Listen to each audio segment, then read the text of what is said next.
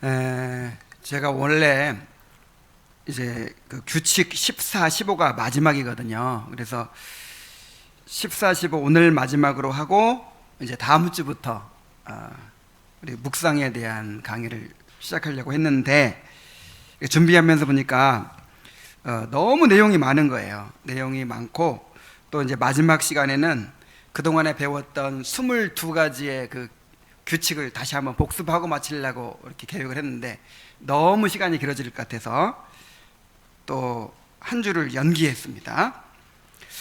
이 규칙 14가 그 신자들의 상호 권징에 관한 내용인데 이게 굉장히 중요하고 또 내용이 많아서 이것을 자세히 다루는 게 낫겠다 그래 싶어가지고 그렇게 했습니다. 그래서 오늘은 규칙 14 한 가지만 하려고 해요. 자, 교회 안에서 성도의 교제는 상호간의 권징을 포함하고 있습니다. 우리가 오늘 살펴볼 14번째 규칙이 이 상호 권징에 관한 내용을 담고 있어요. 우리에게는 교회의 거룩함을 보존하기 위해서 서로 책망하고 경고하고 또 권면해야 될 그런 의무가 있습니다. 이걸 이제 상호 권징의 의무다 이렇게 표현한 것이죠.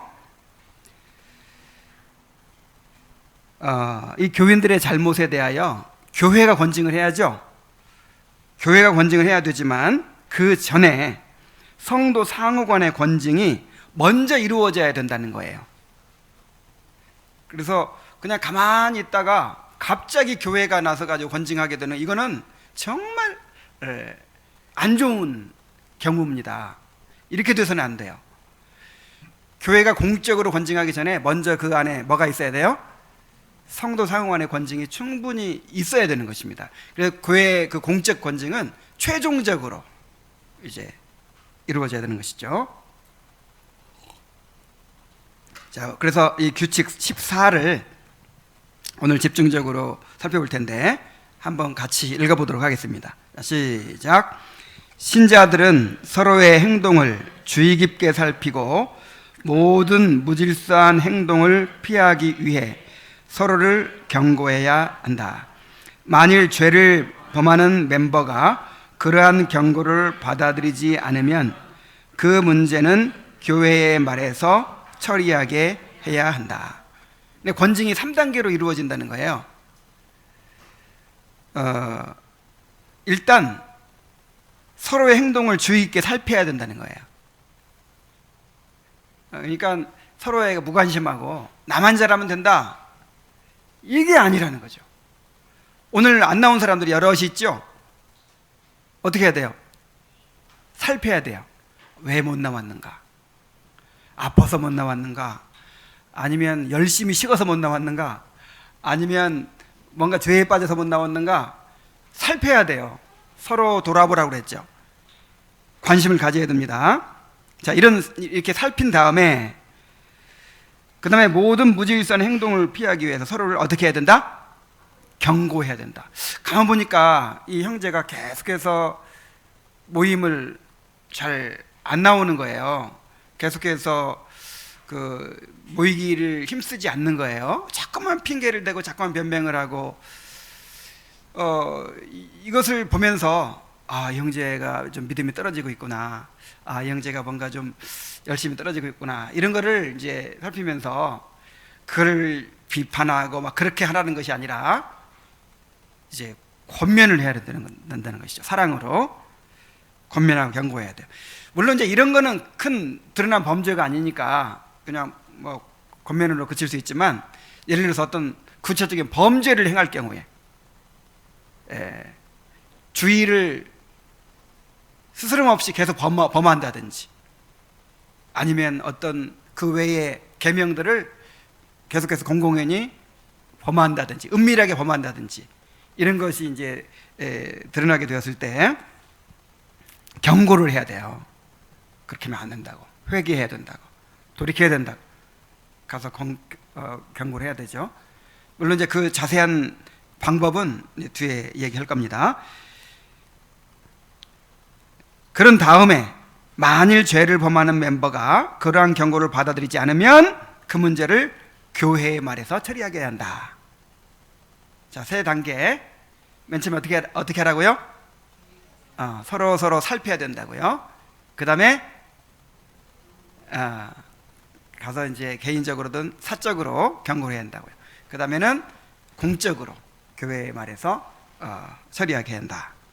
자, 이것이 주님의 명령입니다. 마태복음 18장 15절 17절에 보면은 내 형제가 죄를 범하거든 가서 너와 그 사람과만 상대하여 권고하라. 만일 들으면 내가 내 형제를 얻은 것이요 만일 듣지 않거든 한두 사람을 데리고 가서 두세 증인의 입으로 말마다 확증하게 하라. 만일 그들의 말도 듣지 않거든 교회의 말하고 교회의 말도 듣지 않거든 이방인과 세리와 같이 여기라 그랬어요. 이거 제가 이 규칙 14에서 말한 세 단계 중에서 이제 두 번째, 세 번째 단계를 말하고 있는 거죠. 이 말씀은 일단 살피는 게 먼저예요. 사정을 제대로 알지도 못하면서 일단 정죄하고 보는 거, 이거는 너무 위험한 일이죠. 그러니까 사정을 살펴야 돼요. 자, 그런 다음에는 이제 어떻게 하라고요? 가서 그 사람과 상대하여 은밀하게 개인적으로 권면하는 거예요. 근데 이 사람이 안 들어요. 회개하지 않아요. 그러면 어떻게 하라고요? 두세 사람을 데리고 가서 그 사람이 이제 신뢰할 만한 사람, 그런 사람을 데리고 가야겠죠. 그 사람하고 서로 평소에 원수졌던 사람, 관계가 안 좋았던 사람, 이런 사람이면 효과가 없겠죠. 그 사람이 신뢰할 만하고, 그 다음에 경건해서 본받을 만한 사람, 이런 사람을 데리고 가야겠죠. 함께 가가지고 이제 두세 사람이 함께 권면을 하는 거예요. 그래도 안 들으면 이제 교회에 말해라. 이 교회라고 할 때 세 가지 의미로 말한다고 했죠. 교회를. 첫째는 보이지 않는 모든 구원받은 사람들의 모임을 교회라고 하고, 그 다음에 두 번째 의미는 가시적인 교회를 이제 교회라고 하고, 또 세 번째 교회의 의미는 뭐냐면 교회의 어떤 그 제도를 가리키는 거예요. 제도. 교회의 어떤 이제 직분자들로 이루어진 어떤 공적 기관을 말하는 거예요. 이걸 교회라고도 하는 거예요. 교회의 말이라. 그 다음에 교회의 말도 듣지 않으면 어떻게 하라고요? 이제는 출교해라. 출교. 그 사람은 사탄에게 내어주는 거예요. 출교했는데도 만약에 돌이키지 않으면 어떻게 되나요? 그 사람 구원이 없어요. 이 출교는 주님의 이름으로 하는 것입니다. 너희 중 두세 사람이 내 이름으로 모인 곳에는 나도 그들 중에 있느니라. 이게 무슨 말씀이에요? 요게 어떤 교제에 대한 그런 말씀이 아니고 권징에 대한 말씀이에요. 이제 이 교회 공적 기관들이 모여서, 공적 기관이 직분자들이 모여가지고 이제 권징을 한단 말이에요. 의논하고. 그러면 거기에 누가 계신다? 주님이 계셔서 이건 주님의 결정으로 인정하신다는 거예요. 너희가 하늘에서도 땅에서 매면 하늘에서도 매일 것이다. 땅에서 풀면 하늘에 풀 것이다. 그러니까 말하자면 땅에서, 교회에서 쫓아내면 하늘에서도 어떻게 하겠다? 쫓아내겠다. 만약 교회에서 받아들이면 하늘에서도 받아들이겠다, 이 말이에요. 두세 사람이 내 이름으로 모인 곳에는 나도 그들 중에 있느니라.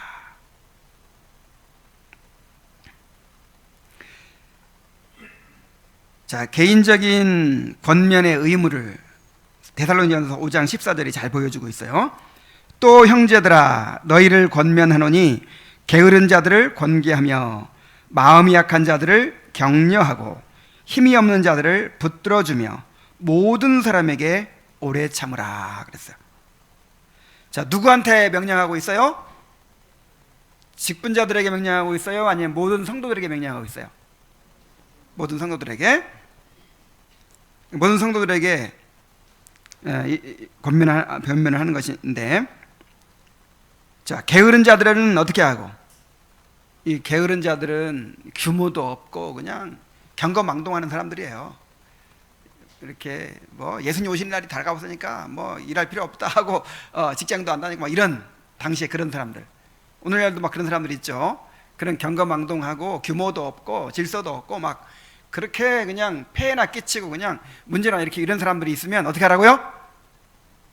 권계하라. 이 말은 책망하고 권면하라, 그 뜻이에요.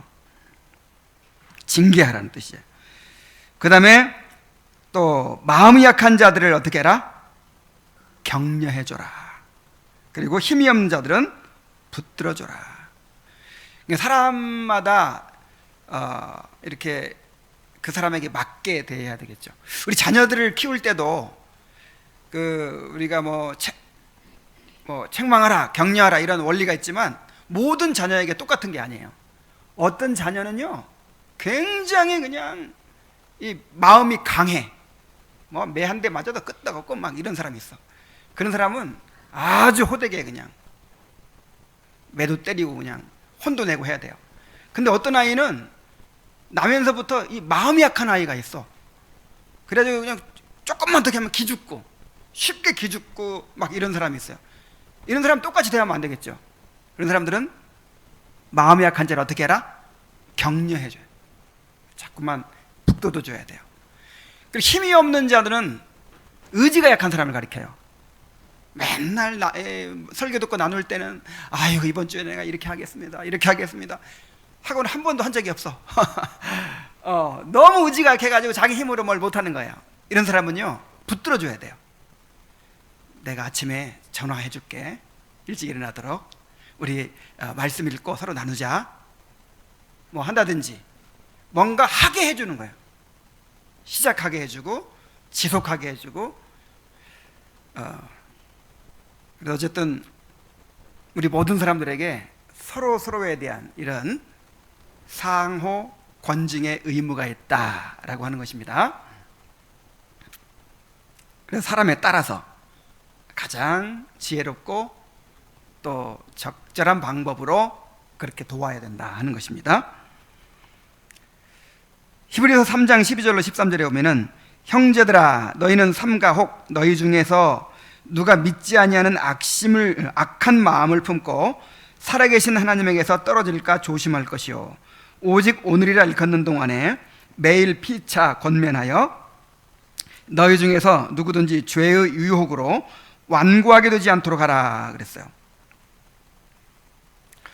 여기서도요 이 인간의 부패성을 전제로 이렇게 말하고 있는 거예요. 인간의 본성은 심히 부패하여서 가만히 놔두면 저절로 좋아져요, 저절로 나빠져요? 저절로 나빠지게 돼 있어요. 이 밭을 보세요. 밭을 가만히 놔두면 저절로 좋아져요, 저절로 나빠져요? 밭을 일주일만 안 돌아봐도 금방 잡초가 나오고 막 돌멩이들이 튀어나오고 땅이 굳어지고 금방 못 쓰게 돼버려요. 계속해서 밭을 이 김을 매주고 돌멩이를 골라내고 물을 주고 계속해서 가꾸어야 돼요. 인간의 마음이 똑같습니다.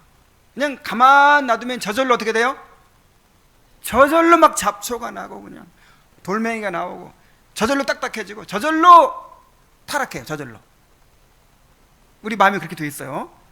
그래서 끊임없이 죄를 죽이고 끊임없이 은혜를 살리기 위해서 우리 이렇게 해야 돼요. 우리가 나 스스로 개인적으로. 그리고 나만 그러는 게 아니라 주위 사람들에 대해서도 누가 믿지 아니하는 악한 마음을 품고 살아계신 하나님에게 떨어질까 조심하고, 또 누가 그러니까 눈에 안 보이면 걱정이 되는 거야. 눈에 안 보이면 믿음 잃어버리고 그렇게 막 충만하고 주님을 위해 살겠다고 하는 사람들도 어느새 가보면 불신자가 돼 있는 거예요. 믿음 싹 잃어버리고 그냥 세상에 이렇게 얽매여 있고 막 그래요. 그래서 오늘이라 일컫는 동안 미루지 말라는 뜻이에요. 미루지 말라. 아이, 다음에 전화하지 뭐. 아이, 오늘 좀 늦었네. 다음에 하지 뭐. 이런 식으로 하다가 일주일 가버려요. 이런 식으로 하다 한 달 가버려. 그래서 그 사람이 완전히 시험에 들었을 때야 비로소 알게 되는 거야. 뭔가 기분이 좀 안 좋아. 뭔가 좀 마음이 안 놓여. 그럼 어떻게 해야 돼요? 즉시 오늘이라 일컫는, 오늘 넘기지 말고 전화도 하고 찾아가기도 하고 그를 위해 기도하고 그렇게 하라는 거예요. 그렇게 해서 너희 중에 누구든지 죄의 유혹으로 완고하게 되지 않도록 하라. 이게 우리에게 주신 명령입니다. 모든 사람에게 이런 의무가 있는 거예요. 모든 사람에게. 자, 히브리서 10장 24절 25절. 이것은 우리가 다 잘 아는 말씀이죠. 우리 함께 읽어봅시다. 자, 시작. 서로 돌아보아 사랑과 선행을 격려하며 모이기를 패하는 어떤 사람들의 습관과 같이 하지 말고 오직 권하여 그날이 가까움을 볼수록 더욱 그리하자. 자, 서로 돌아보고, 아까 서로 살피라는 말이 있었죠. 서로 돌아보고 사랑과 선행을 격려하라. 사랑과 선행을 부추겨 주라는 거예요. 그 사람이 더 열심을 내도록, 더 은혜의 수단을 붙들도록, 더 교회를 열심히 섬기도록. 그러니까 사랑과 선행을 더 잘하도록 부추겨 주라는 거예요. 모이기를 힘써야 된다고 했고, 그래서 우리의 신앙은 혼자 떨어져서는 유지할 수가 없게 돼 있어요. 스펄전 목사님이 자꾸만 교회 모임에 빠지는 사람을 신방했대요. 그리고 이 사람은 나 혼자서도 얼마든지 성경 읽고 기도하고 얼마든지 잘 지낼 수 있다고 막 이러는 거예요. 그러니까 아무 말 없이 그 벽난로에 가가지고 장작을 탁 흩어버렸대. 이렇게. 그랬더니 활활 타고 있는 장작이 다 꺼져버리는 거예요. 아니, 목사님 지금 뭐 하십니까? 왜 활활 타고 있는, 잘 타는 장작을 흩어버리시는 겁니까? 그러니까 스펄전 목사님이 이거 보라고. 아무리 활활 타는 장작도 흩어놓으면 꺼지게 되겠다. 이게 우리 신앙 이와 같은 것입니다. 절대로 혼자서 잘 될 수 없어요. 나는 혼자서도 너무 잘한다. 혼자서도 잘해요. 그러면 이건 분명히 지금 잘못되어 있는 거예요. 혼자서 잘 되는 게 오히려 더 나쁜 거예요. 혼자서는 안 돼. 이래야 공동체를 붙들고 찾을 거 아니에요. 근데 혼자서 너무 잘 된다고 생각하면 이 사람은 이제 망하는 길에 들어서는 거죠. 잘 될 리도 없고, 하나님 보시기에는 완전히 병든 건데 자기 혼자 문제의식을 못 느끼고 있는 것일 뿐이죠. 여러분 명심하시기 바랍니다. 그 누구라도, 물론 이제 하나님께서 그렇게 홀로 두실 때가 있어요. 요셉이나 뭐 이런 경우.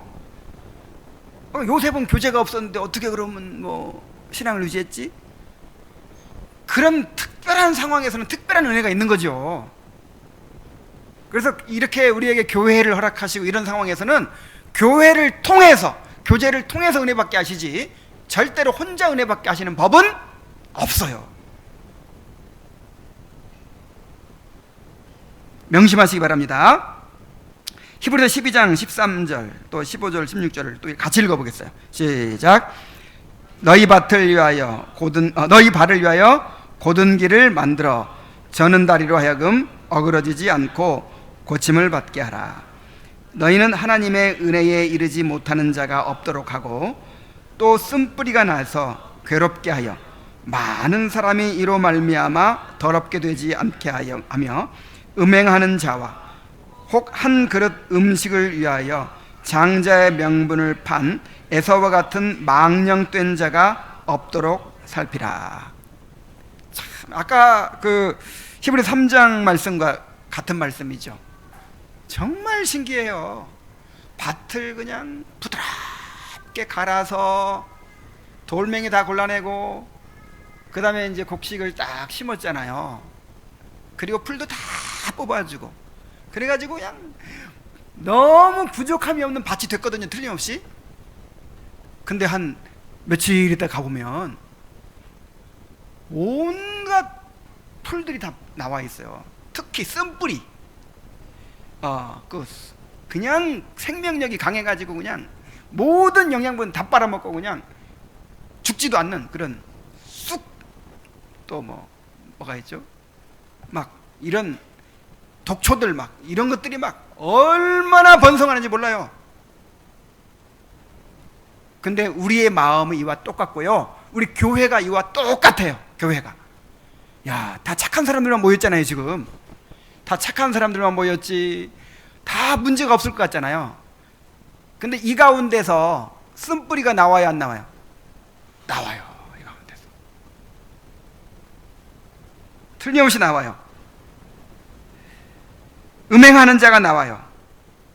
한 그릇 음식을 위하여 장자의 명분을 팔아버리는 그런 망령된 자가 나와요.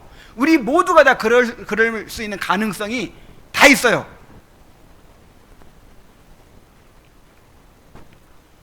그래서 이것을 예방할 책임이 누구한테 있다?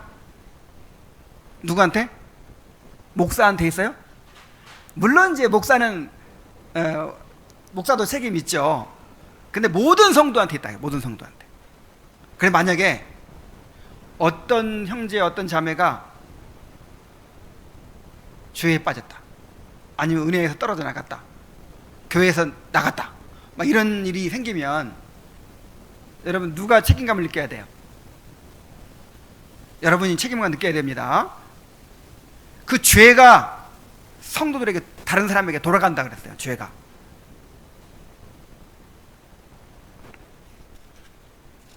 그래서 우리 자신을 위해서 두려워해야 되고 우리 주위 사람들을 위해서 두려워해야 돼요. 자, 레위기 19장 17절도 함께 읽어봅시다. 시작. 너는 내 형제를 마음으로 미워하지 말며 내 이웃을 반드시 견책하라. 그러면 내가 그에 대하여 죄를 담당하지 아니하리라. 자, 형제가 지금 죄를 범해요. 형제가 정말 옳지 못한 행실을 하고 있어요. 그럴 때 두 가지 태도가 있어요. 하나는 마음으로 미워하는 거예요. 속으로 비난하고 또 경멸하고 또 그냥 마음으로 이렇게 내치고 막 그렇게, 그런 사람이 있고, 실제로 가가지고 찾아가서 사랑으로 견책을 하는 사람이 있어요. 어떤 사람이더라고요?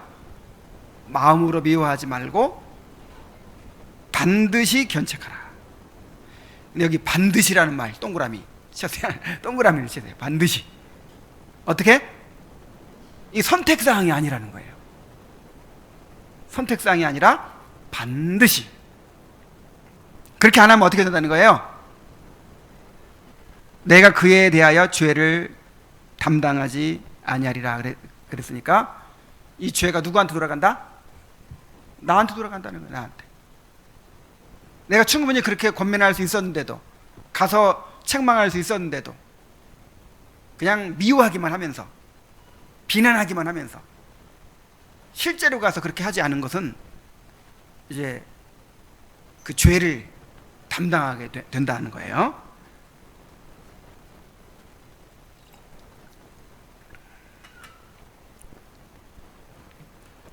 자, 데살로니가서 3장 15절에 보면은 그러나 원수와 같이 생각하지 말고 형제같이 권면하라 그랬어요. 항상 이 사랑으로 권면해야 돼요. 사랑으로. 그래서 권징은 사랑의 행동입니다. 자, 무슨 행동? 권징을 권징이 벌인데, 벌. 이걸 그냥 어떤 범죄자를 벌하는 것처럼, 그리고 세상의 그 범죄자를 벌하는 것처럼 그렇게 생각하는 사람이 있어요. 절대 그렇지 않습니다. 권징은 자녀를 징계하는 것과 똑같은 원리예요. 자녀를 징계할 때 이게 무슨 그 죄에 대한 상응한 대가를 치르게 하는 겁니까? 목적이 자녀를 변화시키는 데 있죠. 자녀를 사랑하는 데 있죠. 그 목적을 두고 하는 거예요. 그래서 항상 사랑으로 권면해야 된다 했습니다. 또 로마서 15장 14절도 한번 읽어봅시다. 시작. 내 형제들아 너희가 스스로 선함이 가득하고 모든 지식이 차서 능히 서로 권하는 자임을 나도 확신하노라. 자, 선함이 가득하고 모든 지식이 가득 찬 사람, 이런 사람을 성숙한 사람이라고 하겠죠. 신앙이 성숙한 사람. 여러분, 신앙의 성숙을 무엇으로 아나요? 물론 여러 가지 이제 드러나는 증거들이 있겠지만 나를 벗어나는 걸로 알 수 있어요. 항상 내가 성장해야 되고, 내가 평안을 누려야 되고, 내가 열매 맺어야 되고, 내가 회심해야 되고, 내가 성화돼야 되고, 항상 내 수준을 벗어나지 못한 것은 아직 성숙이라고 할 수 없는 거예요. 아무리 열심히 있어도. 성숙은 나를 벗어나요. 이 사람도 육체적으로도 성숙해지면 이제 나에 대한 관심에 다른 사람에 대한 관심으로 넘어가잖아요. 이렇게. 그래서 이 부모들을, 엄마 아빠들 기도 제목은 항상 자식이죠. 항상 다른 사람이죠. 그래서 성숙은 뭐냐면 서로 권할 수 있는 이런 사람이 성숙이에요.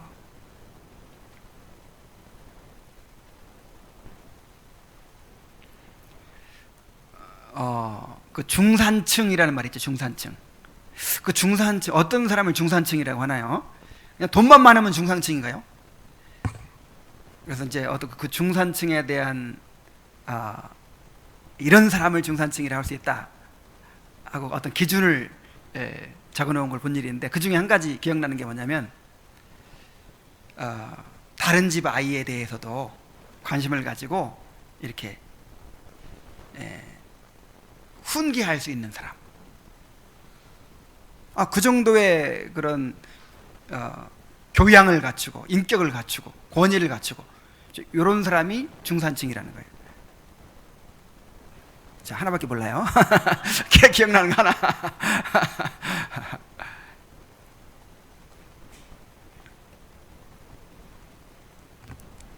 자, 여러분들 다 그렇게 되시기 바랍니다. 자, 야고보서 5장 19절 20절에 보면은 내 형제들아 너희 중에 미혹되어 진리를 떠난 자를 누가 돌아서게 하면 너희가 알 것은 죄인을 미혹된 길에서 돌아서게 하는 자가 그의 영혼을 사망에서 구원할 것이며 허다한 죄를 덮을 것임이라 그랬어요. 자, 미혹되어 진리를 떠난 자들을 돌아서게 하는 것은 그 영혼을 멸망에서 구원하는 일이 된다는 거예요. 정말 너무 큰 일이죠, 이게. 그냥 죄를 범하고 있는데 내버려두면 어떻게 돼요? 계속 가다가 멸망에 이르겠죠. 근데 책망하고 권면하고 그래가지고 돌아서게 된다면 그 영혼을 영원한 멸망에서 구원하는 일이 돼요. 이게 얼마나 귀한 일입니까? 잠언 29장 1절에 보면은 같이 읽어봅시다. 시작. 자주 책망을 받으면서도 목이 곧은 사람은 갑자기 패망을 당하고 피하지 못하리라. 여러분, 우리가 나중에 또 나와요. 이거 굉장히 제가 오늘 강조하려고 해요. 그러니까 하나님께서 우리에게 피차 권면하라고 했죠. 또 책망하라고 했죠. 그러면 받는 사람 입장에서는 그 형제의 권면과 책망을 어떻게 받아들여야 돼요? 하나님께로부터 온 것으로 받아들여야 돼요. 하나님이 이 형제 자매들을 사용하셔서 나를 책망하고 계시는 것입니다. 근데 누가 나를 찾아와 가지고 권면해요. 그 다음에 내가 안 받아들였어요. 근데 두세 사람을 데리고 와가지고 또 권면해요. 그래도 안 받아들여요. 그러면 어떻게 돼요? 또 교회가 막 공적으로 권면해요. 그래도 안 받아들여요. 그건 어떻게 된다고 그랬어요? 이거는 하나님의 권면과 책망을 거부하는 것이잖아요. 이거는 하나님께 대드는 일이잖아요. 그래서 목이 곧은 사람이라고 할 수 있고, 이런 사람은 갑자기 패망을 당해요. 갑자기. 두려워하십시오. 정말 무서워해야 돼요. 갑자기 패망을 당해요.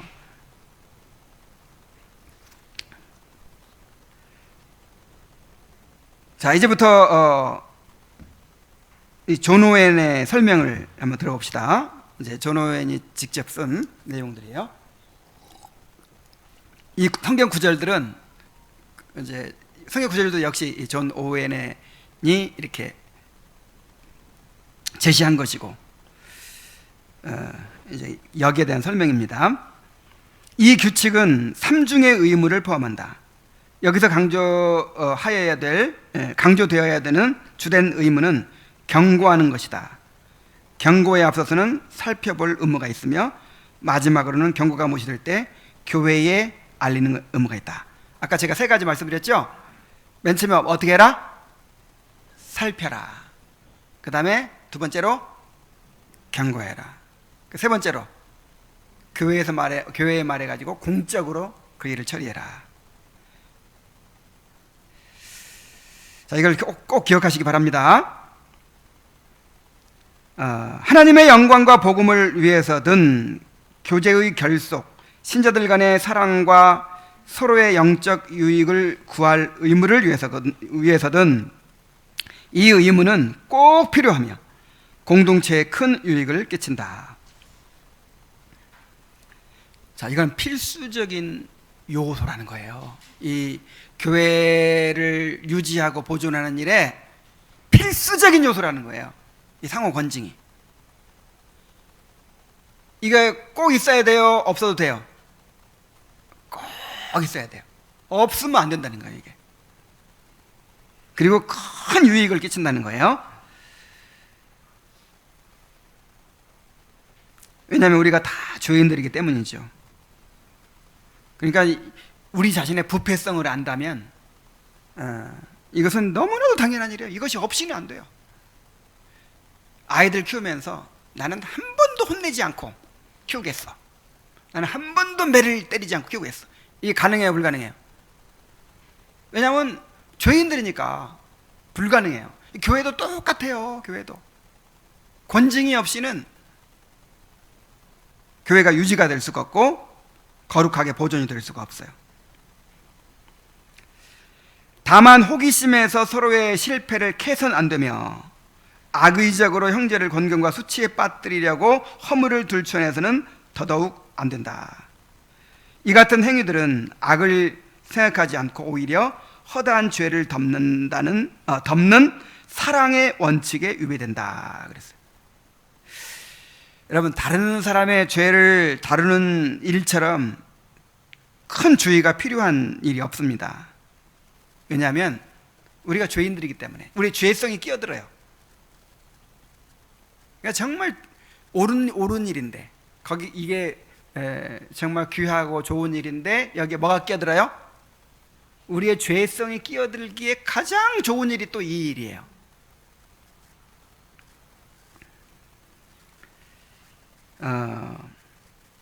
그래서 이 권징을 안 하는 것도 문제거든요. 오늘날 교회가 권징이 없어서 뭐 어떻고 막 그러는데요. 근데 권징 때문에 교회가 망하기도 해요. 권징 때문에, 그냥 권징을 잘못해가지고, 성도들 간의 상호 권징도 마찬가지고, 교회 생활하는 권징도 마찬가지고, 이 권징을 하는데 죄성이 끼어들어서 그걸 다 망쳐놓는 거예요. 그냥 엉망진창으로 만들어 놓는 거예요. 그래서 이 일을 행할 때처럼 주의가 필요한 때가 없는 것입니다. 다른 사람이 죄를 범하는 것을 볼 때 우리의 죄성은 은근히 우월감을 느끼고 안도감을 느끼고, 자, 뭘 느낀다고? 안도감. 그러니까 다른 사람이 너무 잘하는 거예요. 너무 경건하고 그냥 칭찬을 받고 열매를 맺고 그러면은 어떤 마음이 들죠?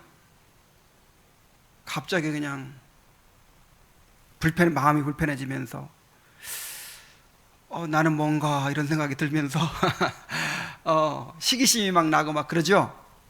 근데 반대로 어떤 사람이 죄가 드러난 거예요. 그러면 그냥 고소하면서 즐거워요. 야, 나는 그래도 내가 이 사람보다 낫구나 하면서 우월감이 느껴지고 안도감이 느껴지고 즐거워해요, 그거를.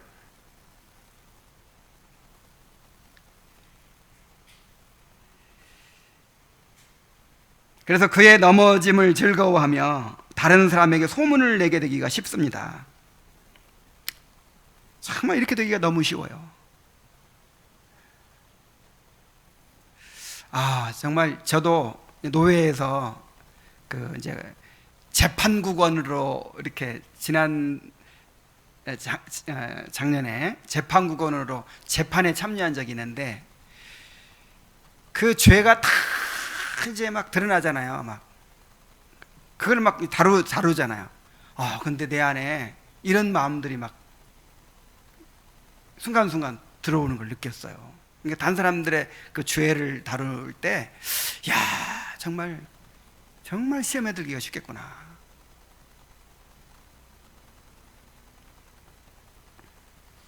또 사적인 감정으로 권징을 한다든지, 사랑이 없이 지나치게 비난하고 상처를 주게 된다든지 하게 되기가 쉽습니다. 그러므로 기도하며 자신을 돌아보는 가운데 신중하고 지혜롭게, 무엇보다 사랑으로 그 일을 처리해야 합니다. 아까도 말했지만 권징의 목적은 벌 주는 데 있는 것이 아니라 그 영혼을 회복시키는 데 있어요. 자, 형벌과 징계가 어떻게 다르죠? 그러니까 그 법적인 형벌과 사랑의 징계가 어떻게 다르죠? 이 법적인 형벌은 그 1대1 상응 관계가 있어요. 죄 진 만큼 그대로 갚아줘야 돼요. 근데 사랑으로 징계하는 거는요, 그걸 초월해요. 어떤 경우에는 잘못이 조금밖에 없어. 바늘 하나 훔친 것밖에 없어. 근데 소도둑이 되는 거를 방지하기 위해서 죽도록 얻어맞기도 해요. 근데 어떨 때는 고려청자를 깨뜨렸거든. 근데 그냥 봐줘요. 왜냐하면 본인이 먼저 그냥 잘못한 걸 알고 회개하고 있으니까, 뉘우치고 있으니까 그냥 넘어가. 목적이 뭐예요? 벌 주는 데 있는 게 아니라니까. 그 영혼의 회복에 있어요. 그래서 이 권징을 자녀들 징계하는 것과 똑같다는 생각을 가지고 하면 될 것 같아요. 우리는 서로의 걸음을 살피되 하나님의 영광과 복음의 영예와 서로의 영혼에 대한 관심 하에서 그리해야 한다. 어떤 이의 모범적인 행동은 본받아야 하고 실패는 지적해야 하며 또한 그릇된 것은 질책해야 한다.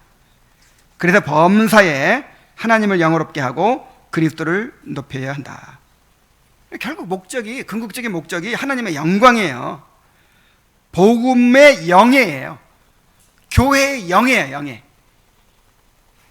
하나님이 높임 받으시고 이 교회가 영예를 얻고 복음이 영예를 얻고,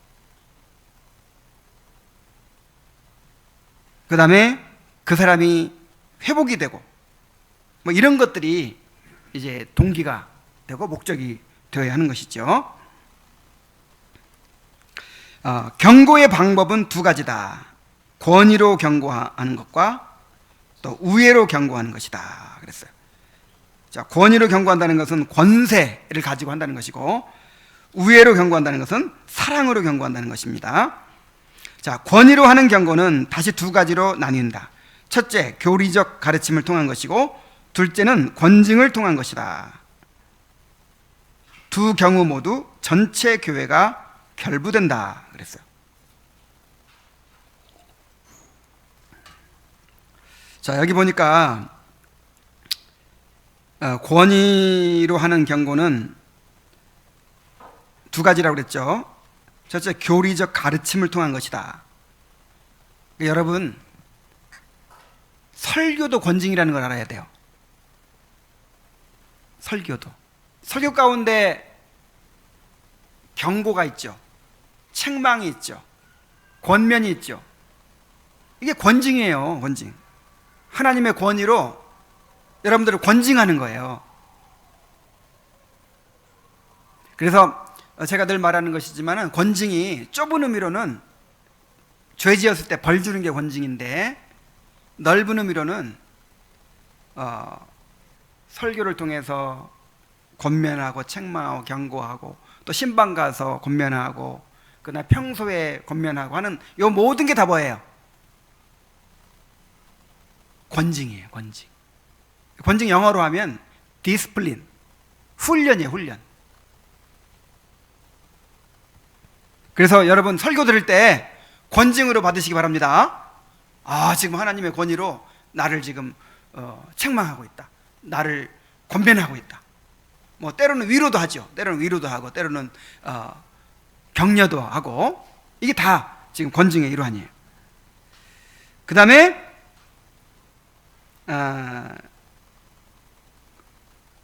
이제 실제로 이렇게 죄 지었을 때 벌 주는 권징을 통해서 하는 것이죠. 선한 일을 권면하고 악한 일을 책망하는 모든 것들이 다 권징이라고 했어요. 자, 이제 이거는 공적 권징이고, 또 한편 우회적인 경고도 이중적입니다. 우선 그것은 권면의 형태로, 즉 선한 일을 하라는 독려로 주어질 수 있고, 혹은 책망, 즉 그릇된 일에 대한 질책으로 주어질 수 있다 그랬어요. 선한 일을 하라는 권면, 또 잘못한 일에 대한 책망, 이렇게 나뉘어질 수 있죠. 이 규칙에서 말하는 것은 이 두 번째 것이다. 우리가 이제 우회적인 책망에 대해서 이야기하고 있죠. 공적인 거는 이제 그 교회 직분자들이 알아서 할 것이고, 성도들은 뭘 주로 해야 한다고요? 상호 권징, 우회적인 권징. 이것은 함께 교제하는 이들에 대한 모든 교회 멤버들의 의무이다. 각자는 어떤 부분에서 올바른 방식으로 살지 않는 것으로 판단되는 멤버를 하나님의 말씀으로 책망한다 하되, 그 멤버의 영혼을 회복시키려는 한 가지 목적으로 그리해야 한다. 이 의무를 행하는 자에게는 많은 주의와 지혜, 자상함과 절제가 요구된다. 이 덕목들이 결여되면 조용히 해결할 문제가 다툼과 언쟁을 유발하기 쉽다. 따라서 이 의무를 행하는 자는 누구든지 다음 사항들을 고려해야 한다. 제가 설명한 내용들이 다 요약되어 있죠. 그래서 이 문제를 다루려면은 다음 사항들을 고려해야 한다고 하면서 8가지 사항들을 이야기를 합니다. 한번 봅시다. 항상 우리에게 주어진 사랑의 규칙을 어기지 말아야 한다. 자, 무슨 규칙? 사랑의 규칙. 우리 고린도서 13장 7절 한번 읽어봅시다. 시작. 모든 것을 참으며, 모든 것을 믿으며, 모든 것을 바라며, 모든 것을 견디느니라. 그러니까 이 권징이라고 하는 것이 그 영혼을 회복시키는 데 초점이 있잖아요. 그러니까 여기 그 갈라디아 6장 2절에 보면 너희가 짐을 서로 지라 그랬죠. 그리하여 그리스도의 법을 성취하라. 그러니까 그 형제의 짐을 함께 지는 그런 각오로 권징을 하는 거예요.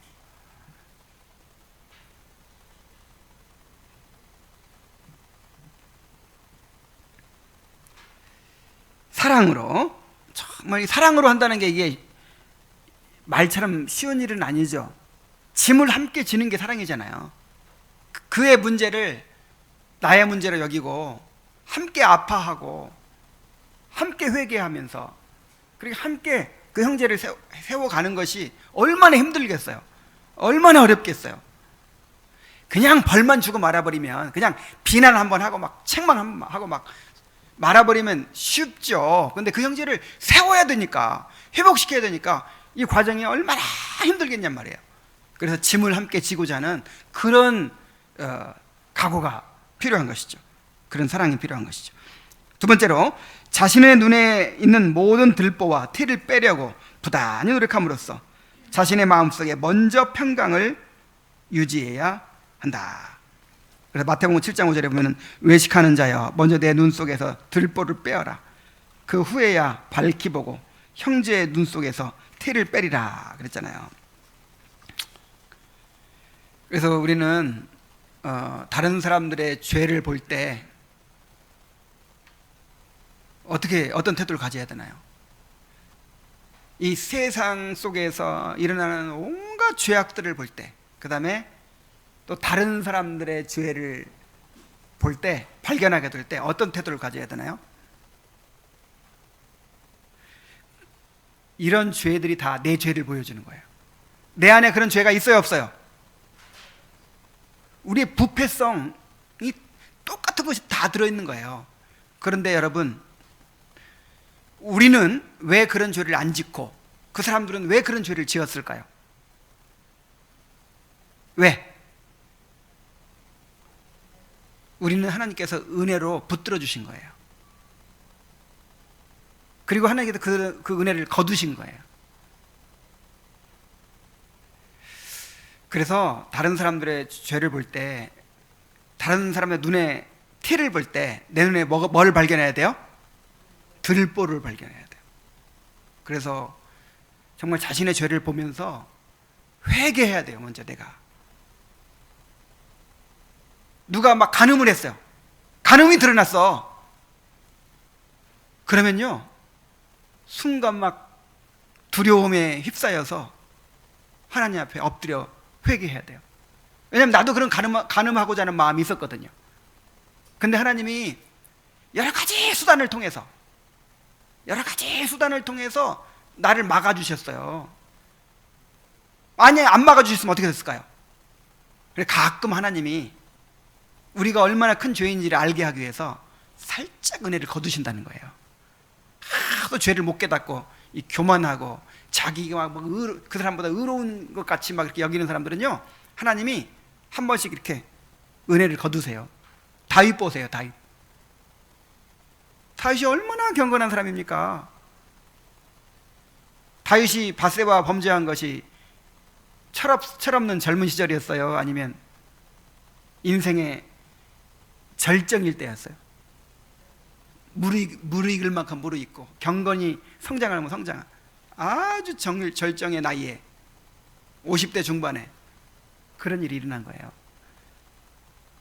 그래서 여러분, 다른 사람의 죄를 볼 때 정말 자기의 죄를 볼 줄 아는 사람이 되시기 바랍니다.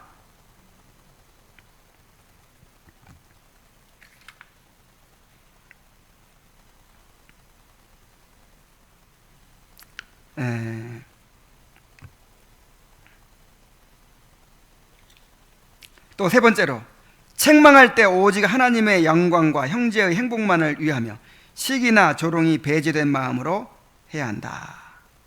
그렇죠? 아까 말씀드렸죠? 오직 하나님의 영광과 형제의 행복이 목적이 되어야 되고, 시기심이나 조롱이나 멸시나 이런 내 마음에 그런 것들이 절대로 끼어들지 못하도록 해야 돼요. 그러니까 얼마나 많이 회개를 해야 했어요, 우리가. 그러니까 내 죄를 깨달으면 이게 안 돼. 근데 내가 내 죄를 모르면 이렇게 될 수밖에 없어요. 이건 어쩔 수가 없어.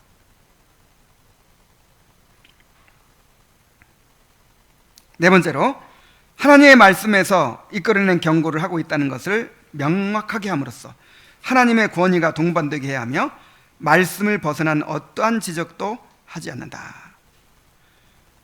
하나님의 말씀의 바탕을 두고 해야 되는 거예요. 받아들이는 사람도 이것이 하나님께서 이 사람들을 사용해서 나를 권면하시는 것이다, 이렇게 받아들여야 되는 것이죠. 하는 사람도 말씀을 통해서 하는 것이고, 다섯 번째로, 책망을 하기 위한 만남의 상황과 관련된 모든 환경적 요소들, 즉 그 시간과 장소와 그곳에 있는 사람들 등의 모든 상황을 세심히 고려함으로써 상대를 불필요하게 자극할 수 있는 어떤 일도 피하도록 해야 한다. 지혜로워야 돼요. 지혜롭게 해야 된다는 것이죠. 그리고 그 사람을 배려해야 된다는 것이죠.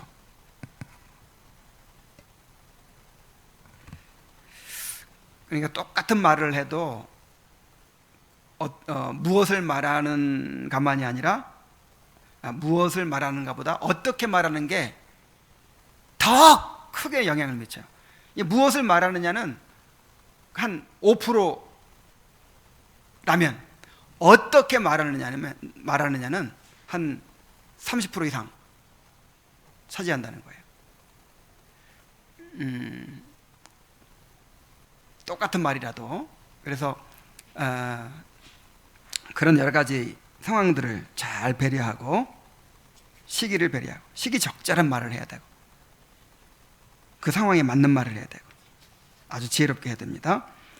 여섯 번째로, 이 일은 그리스도께 특별한 관심을 보이시는 것이다. 야, 정말 놀랍죠? 주님께서 앞으로 교회가 세워지면 교회 안에서 이런 식으로 권징을 해라 하는 것을 너무 자세하게 딱 말씀해 주신 거예요.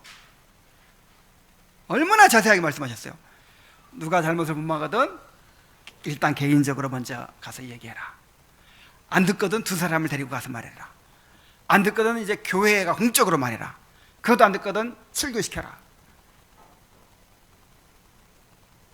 야, 정말 이게, 그러니까 교회가, 그래서 이걸 심지어 뭐라고 표현하기까지 하냐면 교회의 표지라고 말해요. 표지. 그러니까 이게 없으면 교회라는 게 아니라는 거예요. 교회가 아니라는 거예요. 참 교회가 아니라는 거예요. 이게 얼마나 중요하면.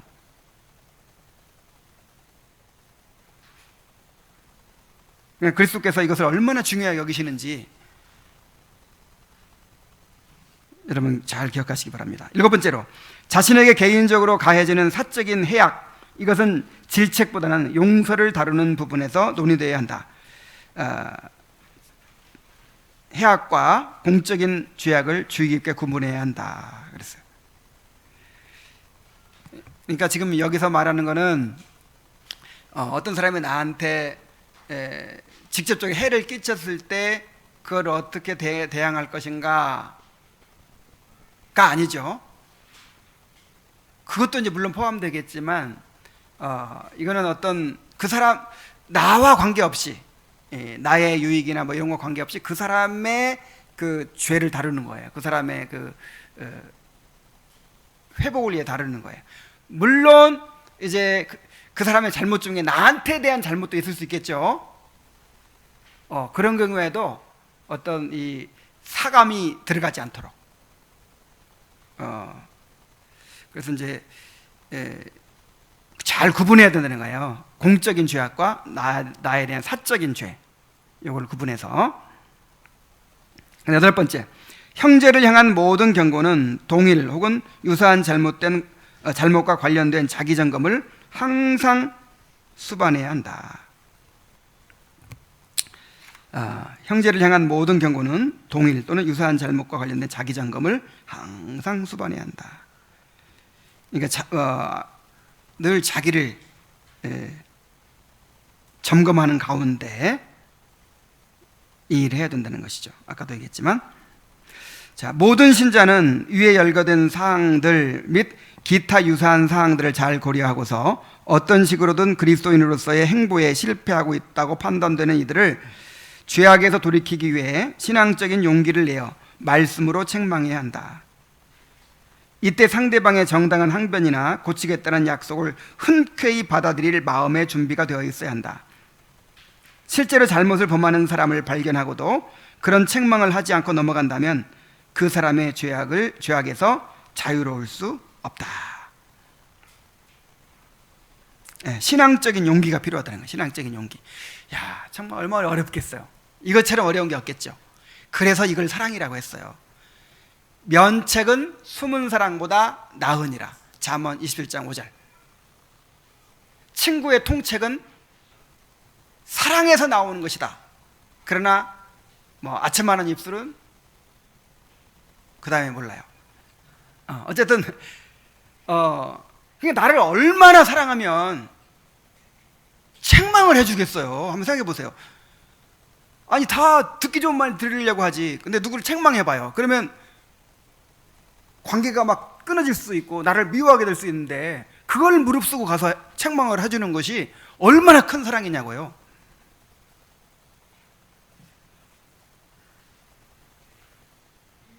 그래서 이게 정말 신앙적인 용기가 필요하다는 거예요. 자, 신앙적인 용기도 필요하고, 만약에 정당한 항변이나 고치겠다는 약속을 하면 흔쾌히 그 사람을 용서해 줄 마음도 가지고 있어야 되고요. 근데 이런 것이 이제 두려워가지고, 관계가 끊어질 게 두렵고 나를 원망 들을 게 두려워가지고 그냥 죄를 범하는 걸 뻔히 알면서도 내버려 두면 어떻게 된다? 내가 그 죄를 담당하게 된다. 여러분, 이게 큰 죄예요. 왜냐하면 이게 공동체를 보존하는 일과 관련되어 있기 때문에. 오늘 그 신명기 15장에서도 나는 그게 참 너무 좋았어요. 우리가 가난한 자를 이렇게 보살피면 나만 복을 누리는 게 아니라 우리 공동체가 복을 누린다는 거예요. 교회가. 이게 공동체의 보존을 위해 주어진 명령이기 때문에. 이것도 마찬가지예요. 우리가 누군가를 책망해서 죄에 돌이키게 하면 이거는 나를 위한 것이기도 하지만, 그 사람을 위한 것이기도 하지만, 누구를 위한 거예요? 이 교회를 위한 거예요. 주의 몸된 교회를 위한 거예요. 주님의 몸에서 가시 찔린 거 빼는 것이고, 주님의 몸에서 더러운 부분을 씻어내는 것이고, 그러니까 주님이 얼마나 기뻐하시겠어요.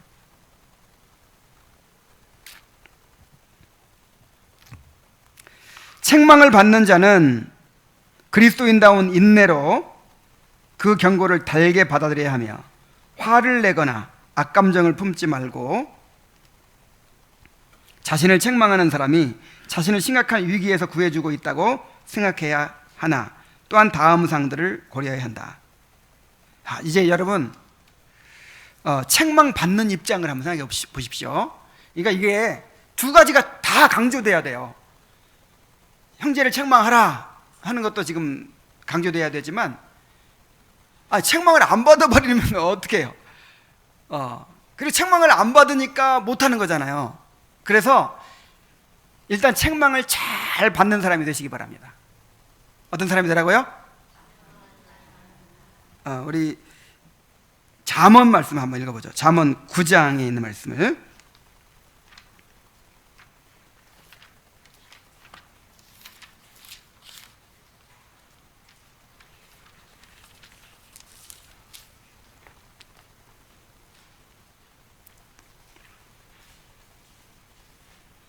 구 장 7절 말씀.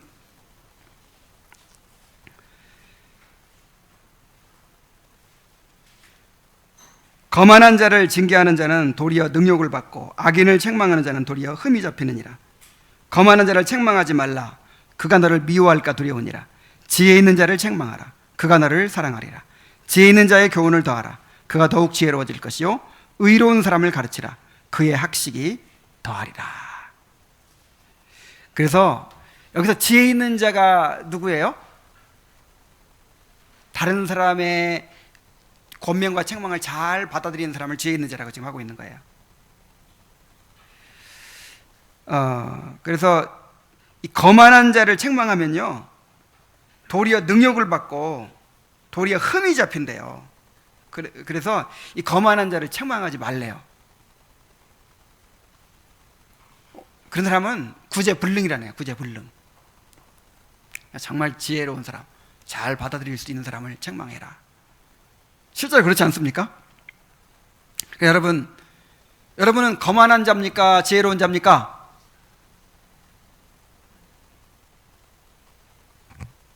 최근에 누군가 나한테 와가지고 이렇게 뭔가 지적해주고 책망한 적이 언제 있었나요?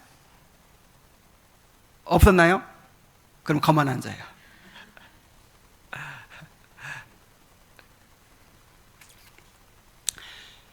그래서 이렇게 누가 얘기를 해도 잘 듣는 사람 되시기 바랍니다. 지혜로운 사람 되세요. 그래야 책망해 주지. 그리고 고마워하세요. 얼마나 나를 사랑하면 이렇게 책망을 다 해줄까.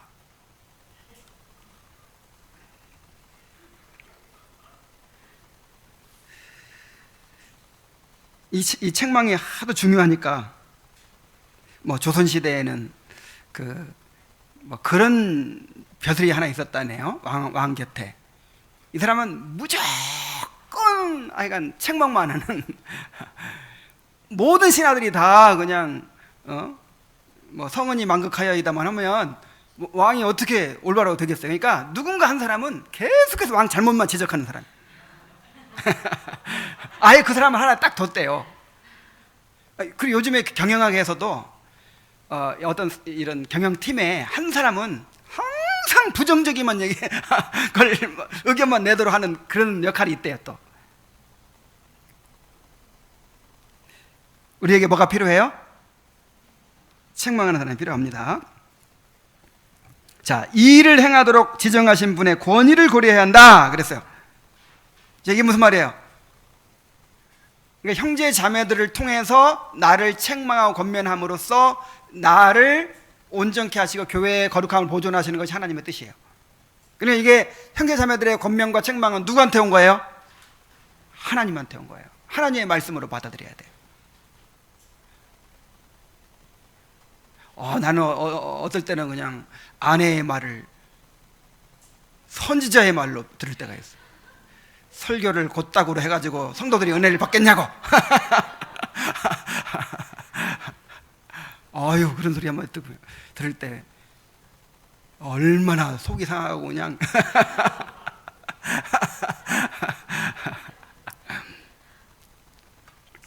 근데 지나고 보면요, 그런 게 유익이 돼요.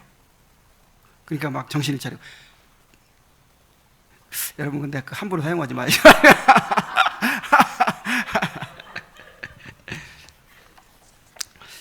자, 그 다음에 두 번째로, 자신이 미처 인식하지 못했던 위험이나 죄악이 방지됨으로써 자신이 누리게 될 유익과 긍휼을 고려해야 한다. 그러니까 이것이 얼마나 나한테 유익한 일인가. 위험을 방지하는 일이고 죄악을 방지하는 일이고 정말 얼마나 유익한 일인가, 이걸 생각해 보라는 거예요. 그 다음에 세 번째, 질책을 멸시하는 자들에게 가해지는 무서운 심판을 고려해야 한다. 잠언 29장 1절. 자, 또 한번 같이 읽읍시다. 시작. 자주 책망을 받으면서도 목이 곧은 사람은 갑자기 패망을 당하고 피하지 못하리라. 저는 요즘 젊은 세대들에게, 다 젊으니까 다 잘 들으세요. 이 젊은 세대들에게 정말 이야기하고 싶어요. 요즘 젊은 사람들은 어른들의 책망을 잘 안 들으려고 해요. 지금은 이제 어른들이 무시받는 시대니까 그냥 뭔가 이렇게 지적한다든지 권면하면 당신은 어떠냐 하고 대들어요. 그리고 책망의 방법을 문제 삼고 공격을 합니다. 뭐 심하게 말했다느니, 아니면 뭐 화를 내면서 말했다느니, 뭐 말을 뭐 비판을 했다느니 하면서 그 책망하는 방법을 또 문제 삼아요. 그러나 설령 좀 방법에 문제가 있다 하더라도, 좀 수긍하기 어려운 책망이라 하더라도 일단 받아들이고 보세요. 일단. 그러니까 근데 일단 거부부터 하고 봐요. 뭔가 조금이라도 자기들한테 좀 거슬리는 말을 하면요, 일단 그냥 탁 맞받아치면서 맞받아치기부터 한다니까. 무슨 책망까지는 아니고 그냥 뭔가 이렇게 권면하고 어른들로서 지혜를 좀 가르쳐 주는 것도 뭐 그냥 탁 받아치고.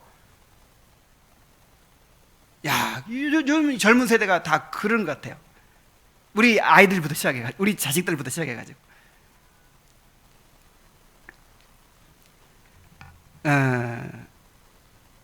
근데 반대로 해야 된다고 했습니다.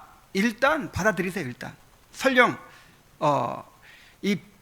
누군가 나를 책망해 줄 때 정확하지 않은 것일 수도 있어요. 그런데도 유익이 돼요. 만약에 누가 나한테 당신 좀 말하는 태도가 좀 교만한 것 같습니다, 좀 겸손하십시오, 이렇게 책망을 했다고 합시다. 나는 교만하려고 한 것도 아무것도 없는데. 그럴 때 어떻게 해야 돼요? 제가 잘 이해는 안 갑니다만은 아마 그런 말도 할 것이 없이 한번 저를 잘 돌아보고 한번 잘 생각해 보겠습니다. 최소한 이렇게라도 할 수 있는 거예요. 그러면 내가 자신을 돌아보는 기회가 될 것이고, 그리고 앞으로 교만하지 않으려고 노력하게 되겠죠. 의식하게 되겠죠. 아, 내가 어떤 사람에게는 교만하게 보일 수도 있구나. 이렇게 생각하게 돼. 더 안전하게 되겠죠. 교만으로부터. 그러니까 겸손하게 받기만 하면 다 유익이 될 수가 있어요.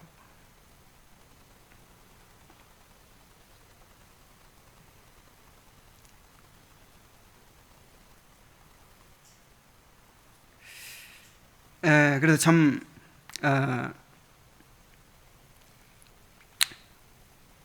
그 어른들의, 그러니까 지금 이게 오늘 우리가 나누는 내용이 이 세대의 흐름과는 완전 반대예요. 그죠? 지금은 최고의 미덕이 뭐냐면 관용이죠. 포용이죠. 그냥 자기 하고 싶은 대로 살게 내버려두는 거예요. 남의 간섭하는 게 최고의 이건 나쁜 짓이고, 그냥 상대방을 무조건 존중하는 게 오늘날 최고의 미덕이죠. 그런 시대에 무슨 책망을 해야 되고 뭐 권면을 해야 되고, 아이고 이거 완전히 시대와 어긋나는 거예요. 그래서 우리 아이들 또 우리 젊은 세대들을 제대로 좀 배우고 성장을 해야 돼요. 이 교회 안에서 그렇게 훈련이 돼요. 평소에 내 부모를 공경하라, 이 말씀 속에 교회 어른들이 뭔가 얘기하면 겸손히 받아들이고 순종하고, 그런 것도 포함되어 있는 거예요. 그래서 우리 교회 안에서는 정말 이렇게 책망과 권면을 잘 받아들이는 그런 성도들로 자라도록 그렇게 했으면 좋겠습니다. 우리 아이들도 그렇게 자라가야 돼요. 그렇게 그냥 부모에게 말대꾸하고 그냥 아이고 좀 이만큼이라도 뭔가 자기들 보기에 부당하다고 생각하면 그냥, 옛날에는 말대꾸 하면 그냥 얻어 터지는 거야.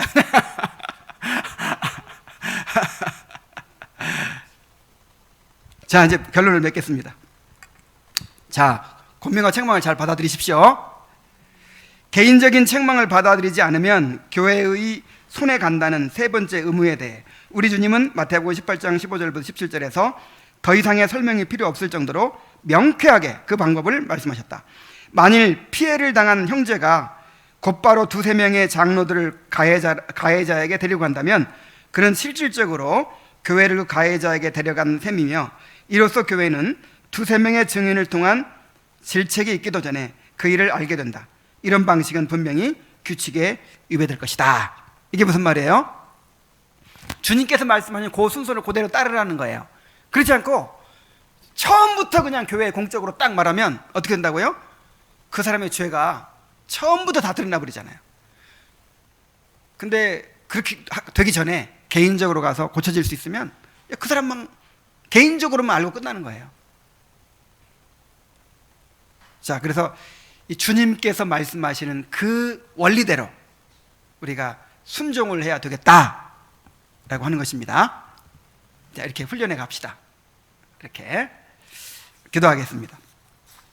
하나님 아버지, 오늘 그리스도인의 교제가 어떠해야 될지에 대해서 이 상호 권징의 필요성에 대해서 가르쳐 주신 것을 감사드립니다. 아버지 하나님, 이 세대의 흐름과는 너무나도 반대되는 그런 내용입니다. 아버지 하나님, 우리들이 정말 형제 자매들에게 책망과 권면을 받는 일을 정말 기뻐하게 해주시고 감사하게 받게 해주시고, 아버지 하나님, 교회 안에서 그러한 상호 권징이 활발하게 잘 일어나게 될 수 있도록 인도하여 주옵소서. 그리하여 이 교회가 거룩함을 잘 보존하고 주님의 몸된 교회로 잘 성장해 갈 수 있도록 인도하여 주옵소서. 예수님의 이름으로 기도하옵나이다. 아멘.